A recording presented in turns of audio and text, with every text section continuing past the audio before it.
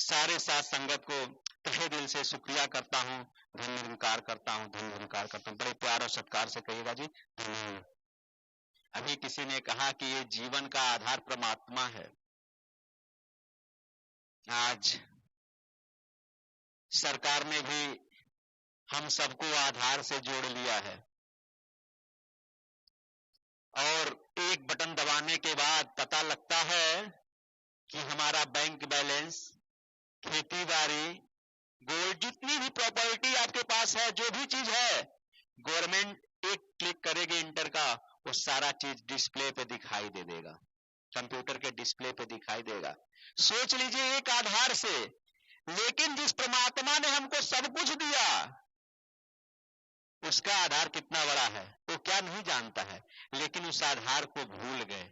हम यहां बैठे हैं तो ये परमात्मा का ही आधार है। अगर परमात्मा का आधार नहीं रहता तो हम यहां तो बैठ भी नहीं पाते, लेकिन फिर भी हम भूल जाते हैं। आज सदगुरु हमें इंसानियत की पाठ पढ़ने की और पढ़ाने की शिक्षा दे रहे हैं, लेकिन हम इंसान कब थे? ज्ञान लेने के पहले क्या हम इंसान थे, या ज्ञान लेने के बाद ही हम इंसान हैं? ये अपने आप में विचार करने का प्रश्न है। कहा जाता है कि चीनी और पानी को अलग अलग रख दीजिए तो दोनों का अलग अलग नाम होगा। जैसे चीनी का नाम चीनी होगा, पानी का नाम पानी होगा, लेकिन जब उसको मिला देंगे तो उसका नाम रस या शरबत होगा, वो मीठा लगेगा। उसी तरीके से सदगुरु ने जब हमें ज्ञान दिया तो हमारे जो भी बुराइयां थी, जो भी जिस जात पात, जिस मजहब के थे, जिस धर्म को मानते थे, जिस देवी देवता की पूजा इबादत भक्ति करते थे बिना जाने, उसको दिखा दिया और हमारी बुराइयों को हटा दिया और परमात्मा में मिला दिया, परमात्मा से मिला दिया। कहा कि तुम्हारे अंदर भी है, सामने वाले के अंदर भी है, और इस पूरे ब्रह्मांड में जहां जहां तुम्हारी नजरें जा रही हैं, केवल परमात्मा ही परमात्मा है। उसके बाद उसने अपनी आंख दी, सदगुरु ने अपनी आंख दी उस ज्ञान कक्ष में और कहा कि आज से आपको हमारी नजरों से देखना है। ये इशारों में कहा, ये खुल के नहीं बोला कि आज से आपको हमारी आंखों से देखना है। इशारों इशारों में उसने कह दिया कि हमें और आपको सबको इस सदगुरु की नजर से देखना है। और सदगुरु का कोई नाम नहीं होता, सदगुरु बेनाम होता है, बिना नाम का होता है, लेकिन जब वो इंसानी चोले में आता है तो उसका नाम हो जाता है। लेकिन क्या हम सदगुरु की आंख से किसी को देख पा रहे हैं? नहीं देख पा रहे हैं। हम तो अपनी चमड़े की आंख से देख रहे हैं, जिसको भी देख रहे हैं। क्या वाह जी वाह, क्या सुंदर नजारा है। कब हम बदलेंगे? और जब हम बदलेंगे, कहते हैं कि हम बदलेंगे तो संसार बदलेगा। अरे हमको नहीं बदलना, मैं को बदलना है। हम तो बहुवचन हो जाएगा, और मैं का मतलब मेरे अंदर जो अहंकार है उसको बदलना है। और जब मेरे अंदर जो अहंकार है वो जब बदल जाएगा तो हमारा जीवन एकदम सुहेला हो जाएगा, सुंदर हो जाएगा। हम अभी भी संसार में रह रहे हैं, और जब ज्ञान नहीं लिए थे तो भी संसार में रह रहे हैं। तो विचार करिए कि हमारे अंदर क्या परिवर्तन आया। क्या हम संसार में जैसे थे वैसे हैं ज्ञान लेने के बाद भी, या ज्ञान लेने के पहले भी वैसे थे? क्या हमारे जीवन में कोई परिवर्तन आया? विचार करिएगा, जाके घर पे चाहे यहीं पे भी विचार करिए कि मेरे अंदर क्या परिवर्तन आया है। सदगुरु ने जो 5 प्रण दिए, क्या उसमें से एक प्रण पे भी मैं चल पा रहा हूं? नहीं चल पा रहा हूं। पहले प्रण में कहा गया कि तन मन धन प्रभु निरंकार की देन है, इसी को मान के रहना है। क्या हम इसको मान पा रहे हैं? नहीं मान पा रहे हैं।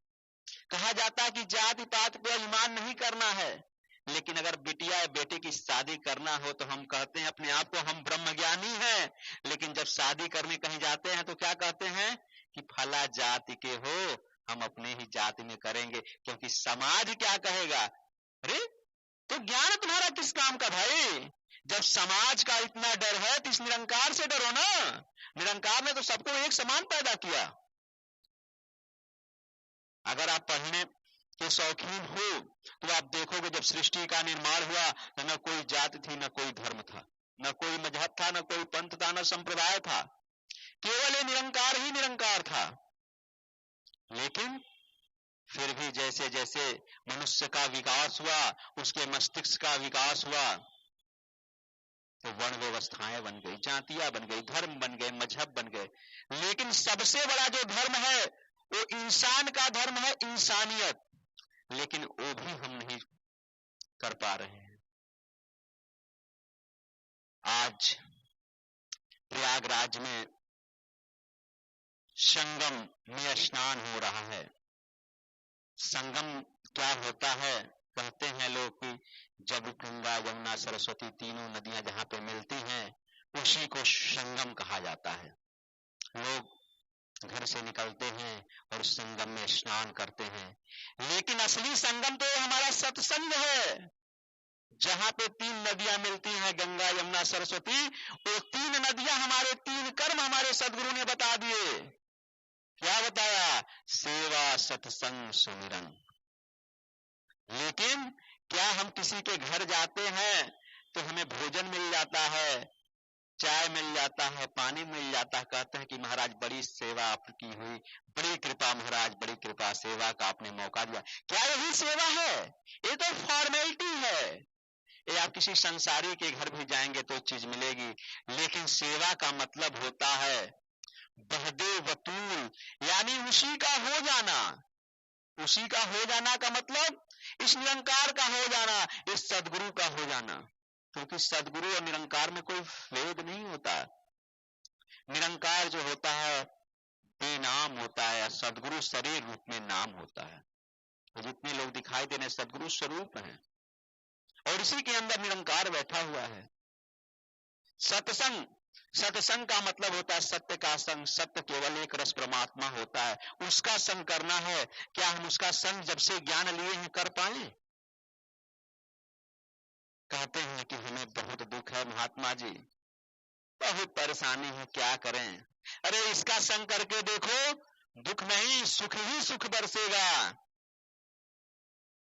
आप इतिहास को उठा के देख लीजिए, इतिहास से सीखने की जरूरत है। इस सुख को गौतम बुद्ध ने छोड़ दिया था, उसके बाद महात्मा बन गए। राजा के लड़के थे, क्षत्रिय राजकुमार थे। मीराबाई ने छोड़ दिया था। लोग कहते हैं कि हम असली सत्संगी हैं, हम निरंकार को जानते हैं, मानते हैं, इसको पहचान भी कर ली है, देखे हैं और मेरे अंग संग रहता है।